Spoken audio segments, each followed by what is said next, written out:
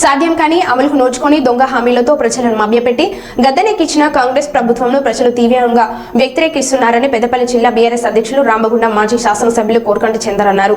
బుధవారం రామగుండం నియోజకవర్గ పరిధిలోని అంతర్గం మండలం మర్హూరు ఎగ్లాస్పూర్ గ్రామాలలో ఉపాధి హామీ కూలీలను కలుసుకొని పెద్దపల్లి ఎంపీ అభ్యర్థిగా కొప్పుల ఈశ్వర్ బరిలో ఉన్నారని, రాబోయే పార్లమెంట్ ఎన్నికల కారు గుర్తుకు ఓటు వేసి భారీ మెజార్టీతో గెలిపించాలని రామగుండం మాజీ శాసనసభ్యులు కోరకంటి చందర్ కోరారు. ఎండలో కూడా పనిచేస్తూ నా చంద్రన్ నచ్చిండు, ఒక ముచ్చట చెప్తాను వింటాను సవినయంగా విని మీరందరూ కూడా అర్థం చేసుకున్నందుకు పేరు పేరున హృదయపూర్వకమైనటువంటి కృతజ్ఞతలు తెలియజేస్తా ఉన్నాను. జై తెలంగాణ, జై కేసీఆర్.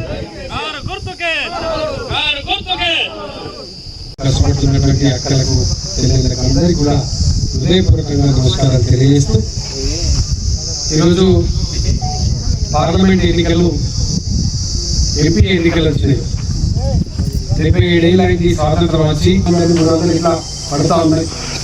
ఇది కాకుండా వాళ్ళు రిటైర్ అయిన తర్వాత కూడా, అంటే వాళ్ళు కాలువేకలు సరిగ్గా పనిచేయకుండా పని పోలేనటువంటి పరిస్థితులు ఉన్న వాళ్ళకు కూడా పెన్షన్ విధానాన్ని అమలు చేయాలి, వాళ్ళకు ఒక భద్రతను కల్పించాలి, వాళ్ళకి ఏదైనా ప్రాణహాని జరిగినా కూడా వారికి రక్షించేటువంటి విధంగా ఒక పద్ధతి ప్రకారం వారికి పెద్ద ఎత్తున సహకారం అందించాలనేటువంటి డిమాండ్ కూడా నడుస్తూ ఉన్నది.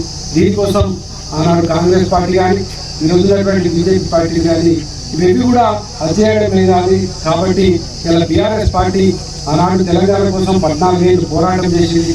ఈరోజు ప్రజల కోసం, ప్రజా సమస్యల కోసం పోరాటాన్ని ఎత్తి గల విప్పి కేసీఆర్ గారు బస్సు యాత్ర కూడా మొదలుపెట్టారు.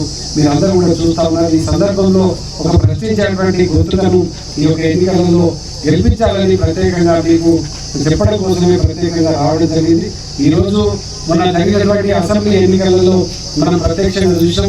తెలంగాణ రాష్ట్రం రావడానికి చేస్తాయి ఇదే కాంగ్రెస్ పార్టీకి సంబంధించినటువంటి నాయకత్వం ఆ రోజు ఉన్న రోజు ఎరువుల కోసం ఎంఆర్ఓ ఆఫీసుల చుట్టూ, పోలీసుల చుట్టూ, పోలీస్ స్టేషన్ల దగ్గర పోయి లైన్లు కట్టి తెచ్చుకునే పరిస్థితి ఒక నాడుండే.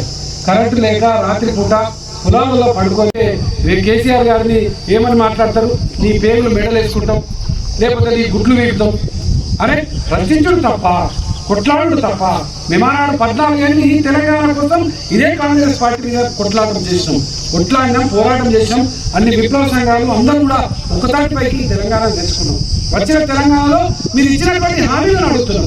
ఇవాళ మా తల్లులందరూ అడుగుతున్నారు. 2000 రూపాయల నుంచి 4000 రూపాయలు చేస్తాను. డిసెంబర్ 9వ తారీఖు ముఖ్యమంత్రి అయిన తర్వాత డిసెంబర్ 7వ తారీఖు అయినవు. ఏమైంది సంగతి అని అసెంబ్లీలో మాట్లాడితే దీనికి చట్టబద్ధత కల్పించింది.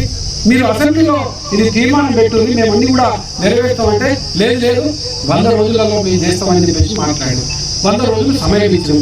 100 రోజుల తర్వాత ఎందుకు చేస్తారు అంటే ఒకటి ఫ్రీ బస్సు పెట్టినాం కదా. ఫ్రీ బస్సు ఎక్కడి నుంచి పెట్టింది? కొత్త బస్సులు కొన్నావా? ఏం చేసినావు? పాత బస్సులు పెట్టి ఇలా ఫ్రీ బస్సుకి ఎవరికి ఉపయోగపడుతుంది? మా తల్లులకు, మా అక్కలకు ఎవరికైనా ఉపయోగపడుతుందా? పని చేసే వాళ్ళకు, ఉద్యోగాలు చేసే వాళ్ళకు, ఏదైనా బిజినెస్ చేసే వాళ్ళకు పోతారు, వస్తారు. పాసులు ఉండే వాళ్ళు పాసులు కొనుక్కుంటారు. నువ్వు వాళ్ళకే ఇచ్చినట్టు ఇదంతా కూడా ఒక చాట్ల తౌడు పెట్టి ఏదో కుక్కల కొట్లాగా పెట్టినట్టు అన్ని రకాలైనటువంటి ఇబ్బందులు మొదలుపెట్టారు. అందుకోసమే ఇలా బీఆర్ఎస్ పార్టీ ఈ ప్రభుత్వాన్ని, ఈ నాయకత్వాన్ని నిలదీయడానికి ఇలా మొదలుపెట్టినాము. ఖచ్చితంగా మీరందరూ, మనమందరం కూడా అడగండి అబ్బాయినా పువ్వు పెట్టదు అన్నట్టు వాళ్ళు ఇచ్చినటువంటి హామీలను ఇలా 2000 రూపాయల నుంచి 4000 చేసినాం. 5 నెలలు అయింది.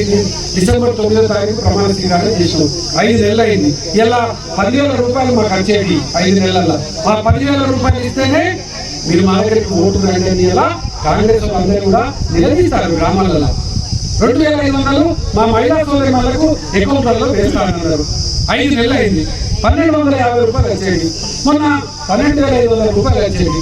అదేవిధంగా మన రైతులు పంట పొలాలు పండించిన తర్వాత క్వింటల్కు 500 రూపాయలు బోనస్ ఇస్తా అన్నారు. ఆ బోనస్ ఏమైందని అడిగితే వాడు రైతు బంధు ఏమైందంటే చెప్పు తీసుకొని కొట్టాలని అంటాడు. ఏదో మాట్లాడుతూ ఉన్నారు. ఇదే పద్ధతి. నీకు గొప్ప అవకాశం ఇచ్చినాం.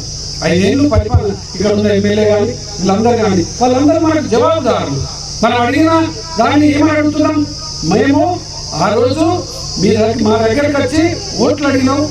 ఓట్లు అడిగినప్పుడు ఇవి చేస్తానన్నావు, మాకు ఆశ చూపినావు. ఆశ్రమానికి మేము నమ్మినాం, నమ్మి నీకు ఓట్లు వేసినాం, నువ్వు ఎందుకు మోసం చేస్తున్నావు?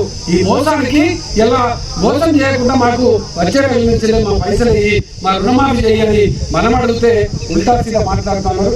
వీళ్ళకు సరి అయినటువంటి బుద్ధి చెప్పేటువంటి సమయం. ఎందుకంటే మీరు కార్యకర్తలు చేసుకునేటోళ్ళు, కొట్లాడేటోళ్ళు కాదు.